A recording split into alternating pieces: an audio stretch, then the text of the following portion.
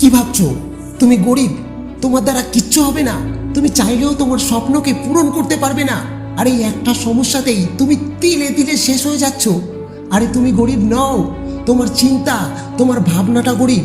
ঈশ্বর তোমাকে সেই সমস্ত শক্তি দিয়েছে যা একজন ধনী মানুষকে দিয়েছে, তাকে আলাদা কিচ্ছু দেয়নি। তবে কেন তোমার দ্বারা কিচ্ছু হবে না? কেন তুমি তোমার স্বপ্নকে পূরণ করতে পারবে না? একবার নিজের পরিস্থিতির কথা ভাবো। এমন চাও জীবন নরকের মতন, নাকি রাজার মতো বাঁচতে চাও? যদি নিজের লাইফটাকে সুন্দর করতে চাও তবে তোমাকে লড়াই করতে হবে, লড়তে হবে এই পরিস্থিতির সাথে, লড়তে হবে এই সমাজের সাথে, লড়তে হবে কষ্টের সাথে, পরিশ্রমের সাথে।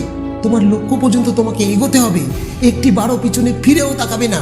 কারণ কেউ না কেউ পিছন থেকে তোমাকে টানার চেষ্টা করবে, তোমাকে আটকানোর চেষ্টা করবে। তাই সামনে ফোকাস করো, নিজের লক্ষ্যের জন্য লড়াই করো। দিন কি রাত তুমি পরিশ্রম করতে থাকো। একদিনে বদলাবে না, এক সপ্তাহে বদলাবে না, কিন্তু একদিন তোমার লাইফ অবশ্যই বদলে যাবে। বন্ধু, লাইফকে যদি বদলাতে চাও তাহলে এটা ধরেই নাও তোমাকে খুব কঠিন একটা পরীক্ষা দিতে হবে। আর যে পরীক্ষার জন্য তোমাকে খুব পরিশ্রম করতে হবে, সেই পরীক্ষাতে পাস করতে হলে তোমাকে অনেক কিছুকে ত্যাগ করতে হবে। কষ্ট হবে, তবুও থামলে হবে না, সামনে এগোতে হবে। ক্লান্তি আসবে, ঘুম আসবে, কিন্তু চোখ উপড়ে আবার তোমাকে ছুটতে হবে। আর যতক্ষণ না তোমার স্বপ্নের গলিতে তুমি পৌঁছাচ্ছ ততক্ষণ তোমাকে ছুটতে হবে।